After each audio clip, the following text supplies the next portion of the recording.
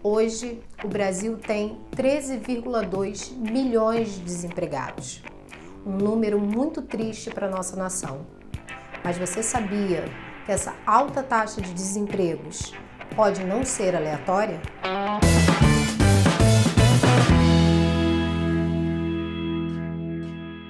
Alô bonitão, alô bonitona! Sou eu mesmo, o professor Lúcio Brandão, o seu professor de Geografia aqui no Agora Disserte. Você já parou para pensar que o desemprego pode ser uma estratégia de mercado? Afinal de contas, quantas vezes você já ouviu promessas desse tipo? E criamos 14 milhões e meio de empregos até o momento. Acredito que até o final do ano nós chegaremos perto dos 15 milhões de postos de trabalho criados. Eu tenho uma proposta de gerar, no primeiro ano de governo, enquanto a gente cuida das reformas estruturais, 2 milhões de empregos. Então, se o Congresso Nacional aprovar as propostas nos seus 100 primeiros dias, por exemplo, você acha que é viável, gerar 10 milhões de postos de trabalho? Alguma coisa em torno, vamos dizer, de 2 milhões de postos de trabalho por ano. 2 milhões de postos de trabalho por ano. Como já fizemos anteriormente, vamos seguir nesta linha de motivar e incentivar o setor produtivo, a livre iniciativa para a implantação de novos negócios no estado de São Paulo que se traduzam em empregos, renda, desenvolvimento e qualidade de vida. Mesmo assim, a gente se acostumou a ver esse tipo de matéria aqui. O índice de desemprego no país voltou a subir, segundo o IBGE. Mais de 13 milhões de brasileiros estão em busca de trabalho. É um mercado de trabalho num círculo vicioso, ou seja, com um aumento de população desocupada, com aumento de população desalentada, aumento de subocupação. Já são mais de 13 milhões de brasileiros na difícil busca por uma vaga. A taxa de desemprego, medida pelo IBGE, voltou a subir, chegando a 12,4%. O número de pessoas que desistiram de procurar trabalho bateu recorde. Ao romper de novo a barreira dos 13 milhões, o número de desempregados no Brasil volta ao patamar de maio do ano passado. Mas o que também preocupa no resultado divulgado hoje pelo IBGE é o número de desalentados, as pessoas que não aparecem na taxa de desocupação porque desistiram de procurar um emprego. Eles são quase 5 milhões de brasileiros. Você procura, passa dia, chega de tarde em casa e ninguém liga, não aparece nada. Tem dia que parece que acabou o emprego para todo mundo. Você fica meio perdido, meio sem chão. Tá sem emprego, sem proventos, como que você vai prover seu lar? Quando o dia amanheceu, milhares de pessoas já estavam reunidas no Vale do Anhangabaú, no centro de São Paulo. Uma multidão difícil até de contar. Eu cheguei aqui 1h da manhã. Qual que é a esperança? Consegui um emprego hoje, né? Todos em busca de mais de 6 mil vagas oferecidas por 120 empresas. O mutirão acontece até sexta no Sindicato dos Comerciários de São Paulo. São funções como telemarketing, atendente de loja, operador de caixa, administrativo. Mas quando perguntado sobre o interesse, muitos têm a mesma resposta.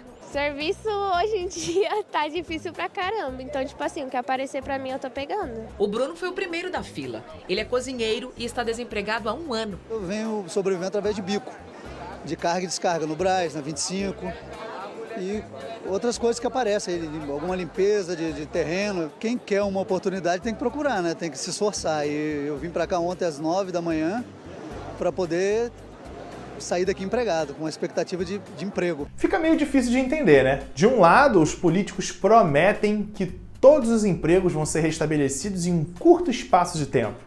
Do outro lado, a gente vive vendo a população desesperada atrás de uma colocação qualquer no mercado, uma forma de se sustentar. Olha, pode parecer loucura da minha cabeça, mas você já parou para pensar que o desemprego ele é positivo para as grandes, pequenas e médias empresas? Para explicar isso, a gente pode pensar numa estratégia simples, a lei da oferta e da procura. O trabalhador, ele vende algo. O que ele vende? Ele vende o seu trabalho, a sua força de trabalho, não é isso? E aí, se tem muitos trabalhadores empregados, essa força de trabalho fica faltando, fica escassa no mercado. Eu quero contratar alguém, não consigo encontrar porque todos estão empregados. Nesse momento, o preço da força de trabalho aumenta, porque tem pouco.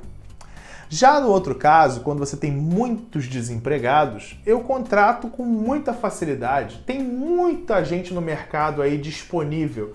O preço, então, ele cai, porque tem muita oferta e baixíssima procura. Então, para você poder visualizar essa ideia, é muito simples. Eu, professor de geografia aqui na cidade maravilhosa do Rio de Janeiro, eu posso entrar na sala do meu patrão e falar para ele assim: a partir de hoje eu só trabalho para receber 500 pratas por hora e ponto final. Vamos pensar em duas formas. Na primeira forma, eu sou o único professor de geografia da cidade. Vamos pensar nisso? Ué, o patrão ele vai ter que pagar o quanto eu cobrar. Ele precisa de um professor e eu sou o único que tem. Já de outro lado, se ele olhar pela janela e ver na porta da empresa uma fila de mais de 500 professores querendo tomar o meu lugar, ficar no meu lugar, recebendo só metade do que eu recebo, ué, ele vai pagar a mim o quanto ele quiser. Como é que eu vou negociar com o patrão quanto eu quero ganhar se tem um exército de mão de obra lá fora?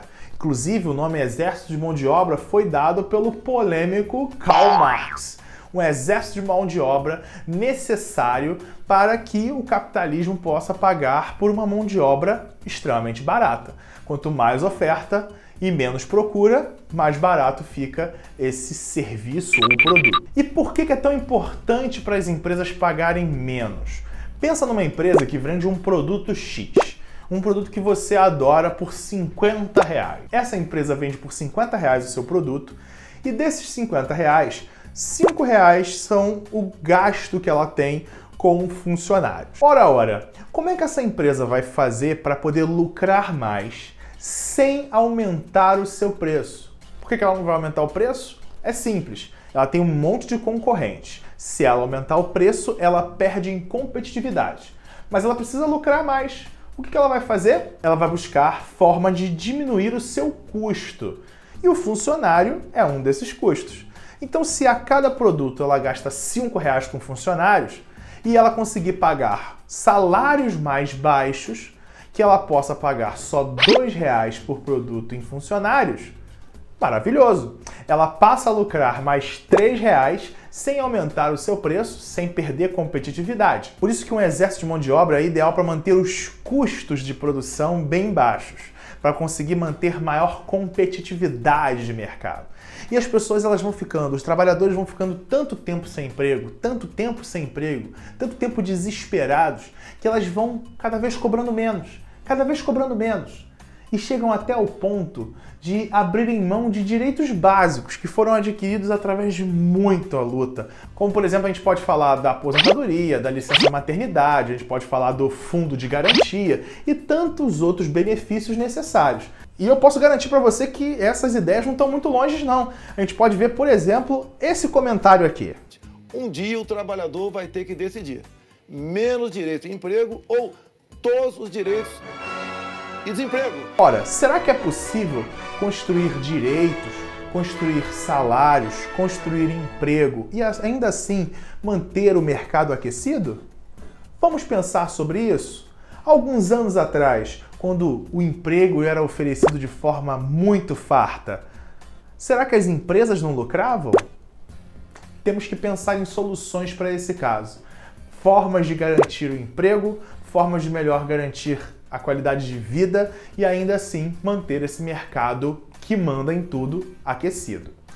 Acho que deu pra gente pensar um pouco que nem sempre esse desemprego ele ocorre por acaso, né? E que não tem como alguém que se diz ao lado do mercado estar pensando em acabar com o desemprego, porque uma coisa vai de encontro com a outra. Bom, e para poder pensar um pouco mais sobre isso, eu vou chamar a professora Sabrina Oliveira para construir esse novelo com você, para poder construir uma redação bacana discutindo esse tema. Sabrina, vamos trabalhar? Vamos trabalhar porque, ó, tua hora custa caro, hein? Fala, Creidinho, tudo na paz? Olha quem chegou para encher o seu coraçãozinho de quê? De muito amor. Eu mesma, professora Sabrina Oliveira, uma das suas professoras de redação aqui do Agora Disserte. E hoje, juntinhos, naquela harmonia gostosa, nós vamos montar uma redação exemplar sobre o tema que o professor Lúcio já veio discutindo.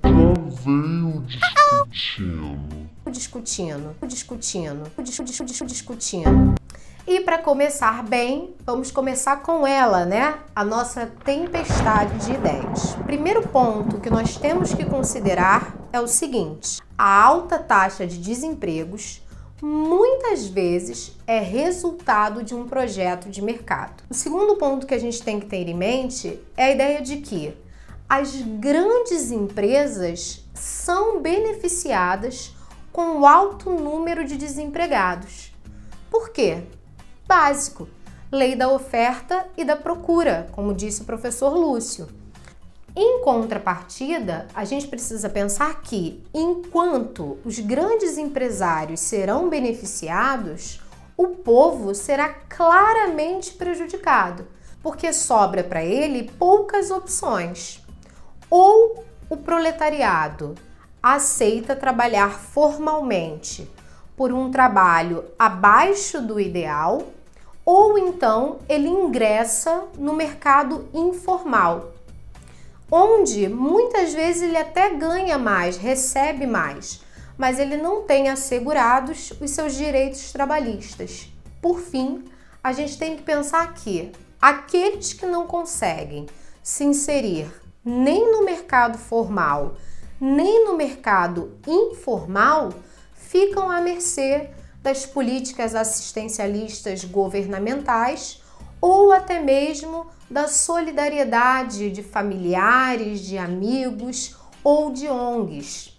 E ficam à mercê dessa solidariedade para sobreviverem mesmo, para não morrerem de fome. Com esses 4 pontos em mente, a gente vai passar para a nossa tese, que é a seguinte: a alta taxa de desemprego tem 2 faces, uma favorável ao grande empresariado e outra prejudicial ao povo. Como é que eu sugiro a você que organize o seu texto?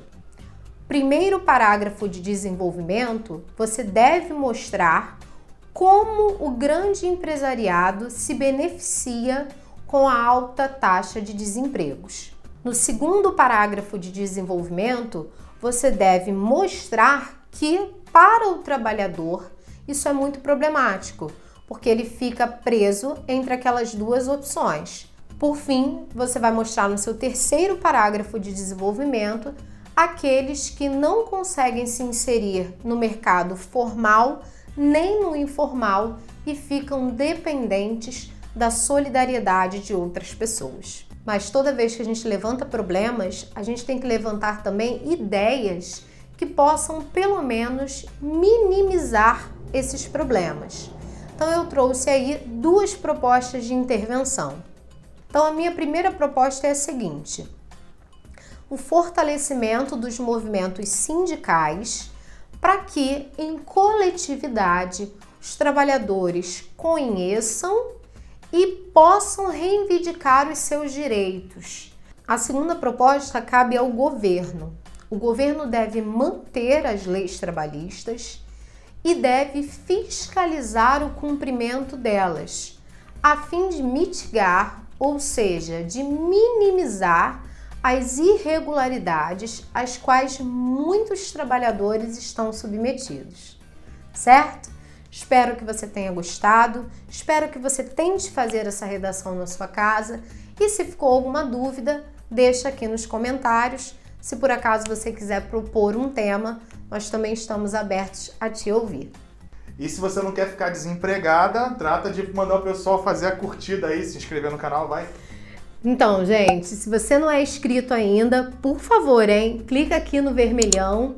E se você já é inscrito, deixa o nosso like, que esse vídeo dá muito trabalho para fazer, e compartilha com seus amigos. É isso aí. E não esquece de ir lá nas nossas redes sociais, né? Conversando especialmente com a Ruiva do Agora de Cert.